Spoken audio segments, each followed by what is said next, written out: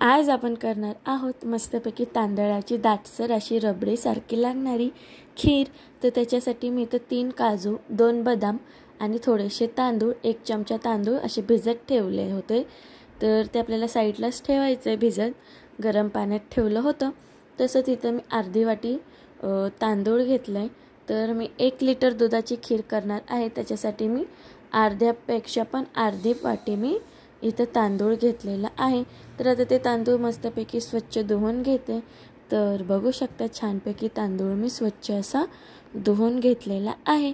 तर आता ह्याच्यामध्ये आपल्याला पाणी टाकून घ्यायचं आहे आणि पाणी टाकून तांदूळ डुबतील असं आपल्याला पाणी टाकून भात शिजवून घ्यायचा आहे। जर तुम्ही तांदूळ भिजत घातले नसतील तर असा भात करून आपण ही खीर करू शकतो। आणि जर तुमच्याकडे काही शिल्लक भात राहिलेला असेल तर त्या शिल्लक भाताची सुद्धा तुम्ही छान अशी खीर करू शकता। तर आता मी हा कुकर लावून 1 शिट्टी करून घेते। तोपर्यंत आपल्याला आपलं सिक्रेट वाटण करायचं आहे, ते म्हणजेच की आपण जे 3 काजू आणि 2 बदाम तसंच 1 चमचा तांदूळ भिजत ठेवले होते ते आपल्याला वाटून घ्यायचं आहे। ह्यानीच आपल्या खीरीला छानपैकी मस्तपैकी दाटसरपणा येणार आहे। तर ह्याच्यामध्ये थोडंसं 1 चमचा पाणी टाकून ही पेस्ट मी करून घेते। तर बघू शकता छानपैकी आपली ही पेस्ट तयार झालेली आहे। तर आता आपण ही अशी साईडला ठेवून द्यायची आहे। बघू शकता छान अशी मी हे बारीक वाटलेलं आहे आणि ही पेस्ट आपल्याला नंतर ना खीरीत टाकायची आहे। ह्यानीच आपली खीर छानपैकी रबडीसारखी दाटसर अशी होणार आहे। तर आता मी हे साईडला ठेवून देते आणि इथं बघू शकता आपलं भात पण छानपैकी शिजलेला आहे आणि कुकर पण मी मस्तपैकी थंड करून घेतला। तर बघूया आपण कुकर आता उघडून बघते की भात आपला झालाय का। तर बघू शकता छानपैकी आपला तांदूळ पण शिजलाय, म्हणजे आपला भात रेडी आहे। तर आता आपण खिरीला सुरुवात करायची आहे। तर बघू शकता छानपैकी आपला भात शिजलेला आहे। आपल्याला एकदम मऊ असा भात शिजून घ्यायचा आहे। तुम्ही कोणताही तांदूळ घेऊ शकता, इंद्रायणी घेऊ शकता, बासमती घेऊ शकता, कोणताही तुमच्याकडे जो असेल तो तांदूळ तुम्ही घेऊ शकता। तर आता हा तांदूळ मी थोडासा असा मॅश करून घेते, जेणेकरून थोडासा तांदूळ बारीक होईल। दुधामध्ये नुसता भात भात असा दिसणार नाही, म्हणून मी असा हा बारीक करून घेते। ह्याच्याऐवजी तुम्ही कणीसुद्धा वापरू शकता। तर बारीक केलाय, जास्त काही करायचं नाही आहे, थोडासाच असा बारीक करून घ्यायचा आहे।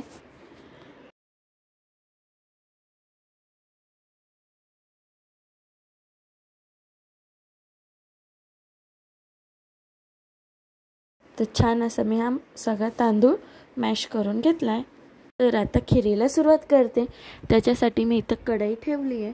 कढईमध्ये मी 1 चमचा तूप टाकून घेतलं आहे आणि तूप टाकल्यानंतर लगेचच त्याच्यामध्ये मी शिजून घेतलेला भात टाकून मिक्स करून घेते। आणि ते मिक्स झाल्यानंतर आपल्याला ह्याच्यामध्ये लगेचच दूध टाकायचं आहे। तर मी ह्याच्यामध्ये दूध टाकून घेते आणि दुधाला छानपैकी मलाई आलेली पाहिजे।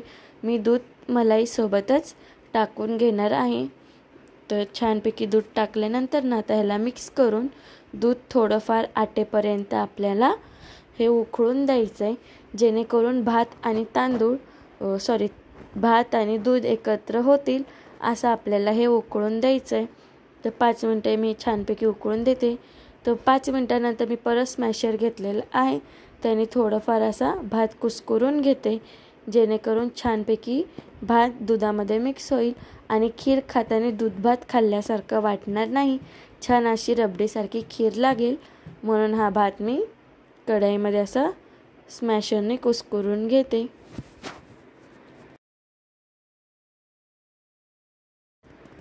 तर आता बघू शकता छानपैकी आपल्या खिरीला उकळी फुटलेली आहे। तर उकळी फुटल्यानंतर ना बघू शकता थोडाफार दाटसरपणा आलाय। तर आता मी मोठ्या गॅसवरती ठेवली होती खीर, तर आता मीडियम गॅसवरती आपल्याला ही परत 10 मिनिटासाठी उकळून घ्यायची आहे मीडियम गॅसवरती।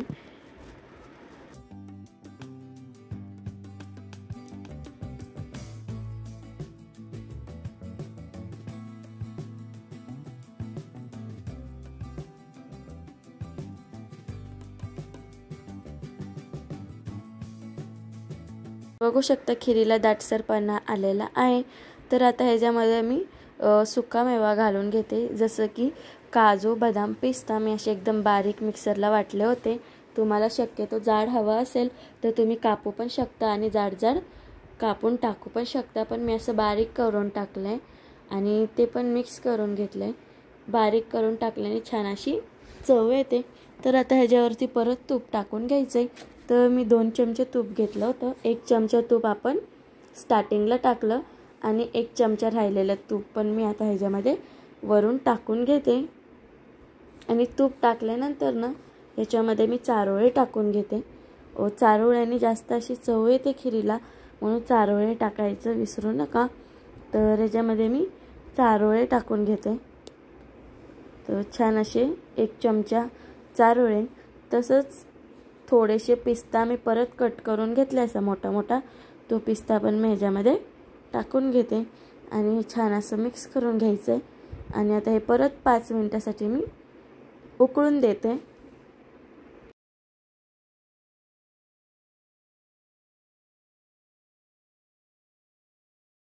तर 5 मिनिटानंतर ना बघू शकता दूध आणि भात एकत्र छानपैकी मिक्स झालेला आहे। तर आता हे मिक्स झाल्यानंतर ना आपल्याला आपण जी पेस्ट केली होती ती टाकून घ्यायची आहे। स्टार्टिंगलाच टाकायची नाही आहे, कारण की स्टार्टिंगलाच टाकल्याने खीर खूप घट्ट होईल आणि भात पण नीट दुधामध्ये मिक्स होणार नाही। तर आता ही पेस्ट सगळी दुधामध्ये टाकून घेते।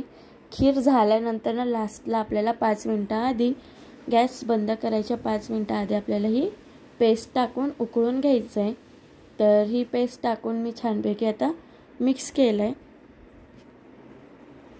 आणि त्याच्यातच नंतरच आपल्याला साखर टाकून घ्यायची आहे।